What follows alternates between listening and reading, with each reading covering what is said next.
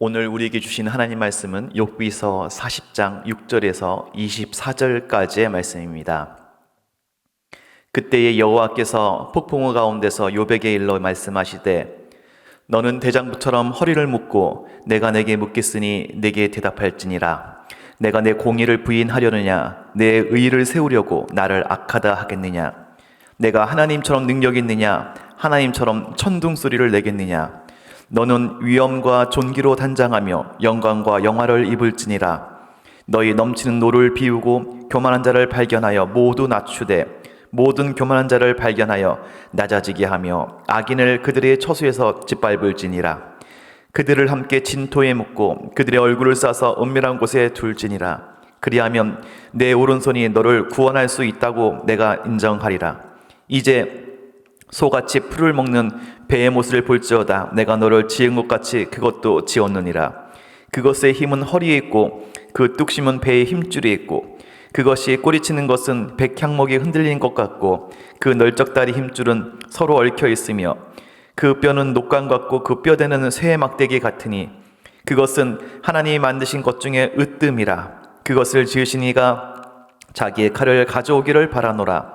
모든 들짐승들이 뛰노는 산은 그것을 위하여 먹이를 내느니라. 그것이 연잎 아래에나 갈대 그늘에나 늪 속에 엎드리니 연잎 그늘이 덮으며 시내 버들이 그를 감싸는도다. 강물이 소용돌이 칠지라도 그것이 놀라지 않고 요단강 물이 쏟아져 그 입으로 들어가도 태어나니 그것이 눈을 뜨고 있을 때 누가 능히 잡을 수 있겠으며 갈고리로 그것의 코를 꿰을 수 있겠느냐. 아멘. 오늘 이 기도의 자리에 나오신 여러분들을 주님의 이름으로 환영하고 축복합니다. 저는 오늘 인생 최고의 겸손한 지식이라는 제목으로 하나님의 말씀을 전하고자 합니다. 오늘 본문을 보면 욥 앞에 하나님께서 친히 나타나셨습니다. 그리고 욥에게 세상 만물에 대해서 질문하시며 너는 그 이치를 아느냐 하고 물으셨습니다. 하나님께서 이러한 질문들을 하신 의도는 명확합니다. 눈에 보이는 이 세상의 이치도 다 알지 못하면서 눈에 보이지 않는 영적 세계까지의 이치를 내가 어찌 알겠느냐라고 말씀하고 있는 것이죠. 인생의 고난의 그 신비를 이해하고 파악하고 풀려고 하는 그 욥에게 그 명확한 한계를 강조해 주고 깨닫게 하시는 것입니다. 하나님의 질문을 들으면서 곰곰이 자신의 부족함을 깨달은 욥은 결국 이렇게 대답할 수밖에 없었습니다. 나는 비쳐나오니 무엇이라 주께 대답하리이까. 손으로 내 입을 가릴 뿐입니다. 다시는 더 대답하지 않겠습니다. 욥기서 40장 4절 5절 말씀이죠. 입을 가리겠습니다. 다시는 더 대답하지 않겠습니다. 자신의 부족함과 한계를 깨닫고 인정하고 고백하는 단계에 이르렀다는 것입니다. 이때 하나님께서 다시금 욥에게 질문하십니다.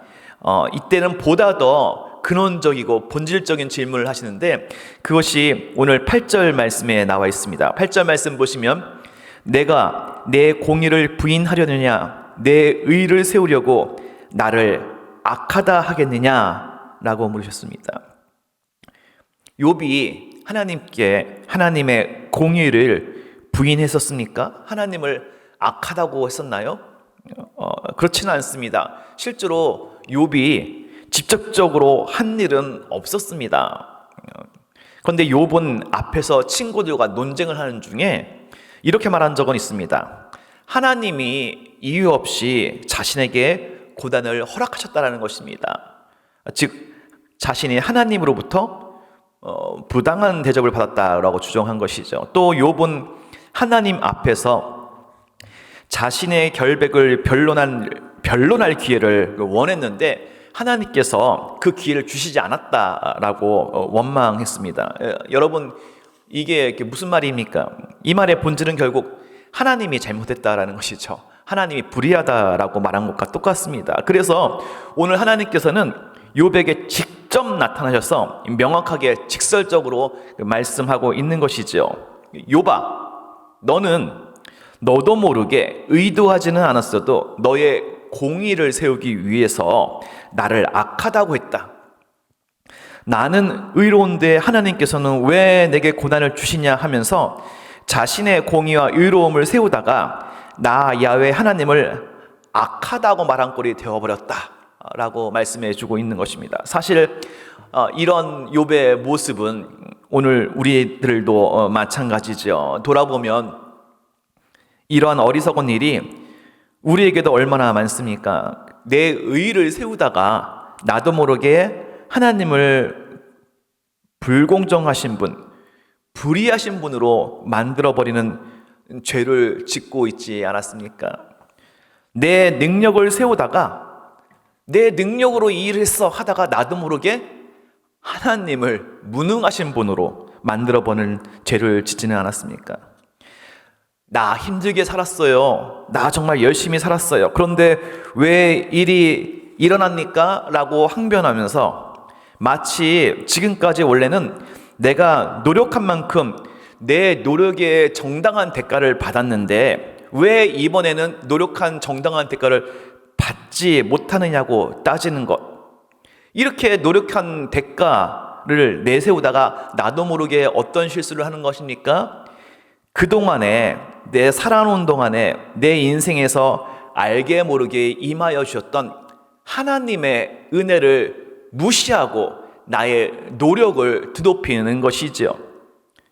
그동안도 사실은 하나님의 은혜를 입었던 것이지 내 노력과 내 잘남으로 얻은 것이 아니었거든요. 근데 이런 것들을 다 무시해버리는 결과를 갖게 된다는 것입니다. 이것은 하나님과의 관계뿐만 아니라 이웃과의 관계에서도 사실은 마찬가지입니다. 우리가 일상에서 가정과 일터에서 흔히 하는 실수와 잘못이 있습니다. 지금 내가 너무 힘들다는 겁니다. 내가 지금 일이 너무 많다는 거예요. 너무 바쁘다는 겁니다. 이렇게 하면서 가족들이나 주변에 있는 사람들에게 하소연을 하고 호소를 하게 됩니다. 그렇죠. 일이 너무 많을 수 있죠. 많고 바쁠 수 있죠. 마음도 지칠 수 있죠. 그러나 그럼에도 불구하고 내 마음과 내 입술을 지킬 것을 다시 한번 다짐해야 할 것입니다. 왜냐하면 자칫 잘못하면 오늘 욥과 같이 나의 힘듦과 어려움을 강조하다가 마치 내 이웃이, 내 가정과 내 일터가 내게 부당한 일을 하는 것처럼 자신도 모르게 매도하는 실수를 하게 되기 때문에 그렇습니다. 내가 속해 있는 가정을 나쁜 가정으로 만들고 내가 속해 있는 일터를 나쁜 일터로 만들어버립니다. 그리고 가족과 직장과 동료의 사람들을 나쁜 사람들, 불성실한 사람들로 나도 모르게 만들어버립니다. 왜요? 내가 힘드네? 너희들은 안 힘드네? 라고 말해버리게 되는 것입니다. 물론 그런 의도로 말한 것은 아니지만 결과적으로 그렇게 말을 하게 된 셈이고 나쁜 사람을 만드는 거죠. 그렇다면 주변에서 듣는 사람들은 괜한 죄책감이 생기고 도움을 주지 못한다는 자괴감, 무기력함에 빠지게 되겠지요. 그리고 이 모든 상황을 허락하시고 이 모든 상황을 계획하신 하나님, 그 하나님의 선하신 뜻을 선하지 않은 뜻으로 왜곡해버리는 실수를 하게 된다는 것입니다. 그래서 그 말을 듣는 하나님이 서운하시게 되는 거죠. 그러므로 이 시간 욥처럼 우리도 하나님 앞에서 깨닫고 회개하는 시간 되기를 바랍니다. 우리의 마음과 우리의 입술이 범죄치 않도록 결단하는 시간 되시기를 주의 이름으로 축원을 드립니다. 이처럼 자신의 부족함과 한계를 깨닫고 인정하는 욥에게 하나님께서 드디어 너는 자세가 됐다 하면서 던지시는 본질적인 질문, 첫 번째 말씀 8절, 그리고 오늘 두 번째 9절 말씀이 연이어서 나오는데 9절 말씀이 이렇습니다. 내가 하나님처럼 능력 있느냐? 하나님처럼 천둥 소리를 내겠느냐? 하나님은 욥에게 질문하십니다. 너는 능력이 있느냐?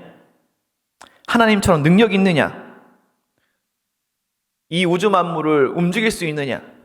이에 대해서 욥은 뭐라고 대답합니까? 아무런 대답을 못하죠. 아마 속으로만 조용히 저는 하나님과 같은 지혜도 없고 하나님과 같은 능력이 없지요 라고 말했을 것입니다. 그런데 이렇게만 대답한다면 사실 그거는 절반짜리 대답입니다. 이 질문에 대한 온전한 대답은 무엇일까요? 그것은 이것입니다. 하나님, 저는 지혜와 능력이 없습니다.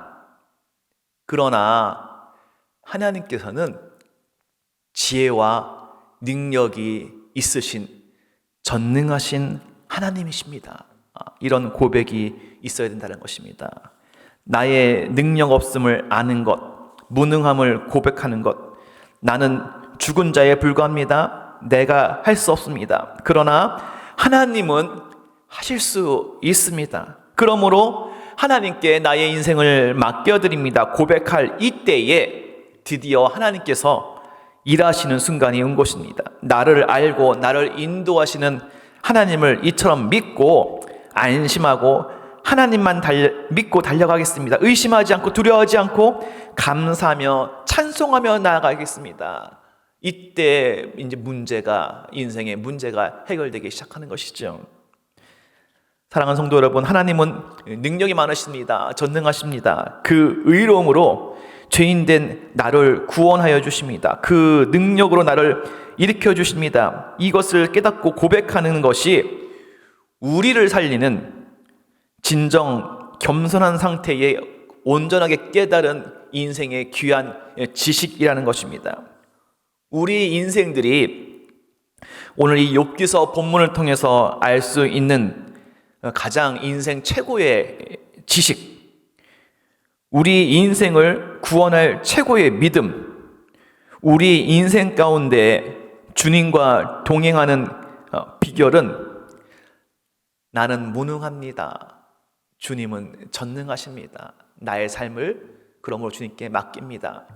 이러한 지식과 이러한 믿음이 오늘 우리에게 있어야 될 줄 믿습니다. 이러한 인생 최고의 겸손한 지식을 얻는 것이 욥기서를 읽는 저와 여러분들의 축복인 줄 믿습니다. 이러한 믿음의 고백이 있게 되기를 주의 이름으로 축원합니다. 사랑하는 성도 여러분, 우리가 인생을 살다가 고난을 겪고 기도하며 인내하며 나아가는 중에 그래서 도저히 감당이 안 되고 힘들고 머리에 혼란이 오고 때론 마음에 분노가 생기고 속상하고 그것이 감당이 안 돼서 결국 입술에 불평이 터져 나오려 한다면 그때는 내 생각과 내 판단을 멈추고 기도해야 합니다. 침묵하고 기도해야 합니다. 그리고 고백해야 합니다.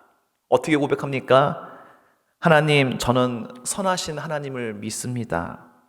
선하신 주님의 계획을 믿습니다. 하나님께 내 인생을, 선하신 하나님께 내 인생을 맡겨드립니다. 이런 고백이 있어야 될 것입니다. 여러분, 하나님께 인생을 맡겼습니까? 맡겼다면 하나님을 믿으시기 바랍니다. 좋으신 길로 인도해 주실 것입니다. 그렇다면 그 좋은 길 속에 때로는 나의 느낌과 감정상, 나의 판단상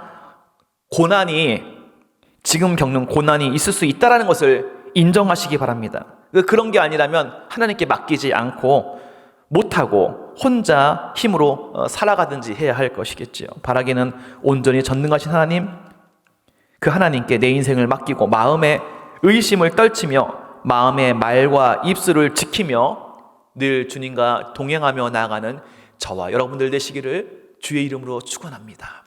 우리 함께 기도하겠습니다. 하나님, 나의 부족함과 나의 무능함을 고백하고 오직 전능하신 하나님을 인정하며 찬양하며 나아가는 우리의 삶이 될 수 있도록 인도하여 주옵소서. 우리의 삶을 주님께 온전히 맡겨드립니다. 그 뜻 가운데 나아갈 수 있도록 주님 함께하여 주시고 늘 우리를 동행하여 주시옵소서. 우리 함께 기도하도록 하겠습니다.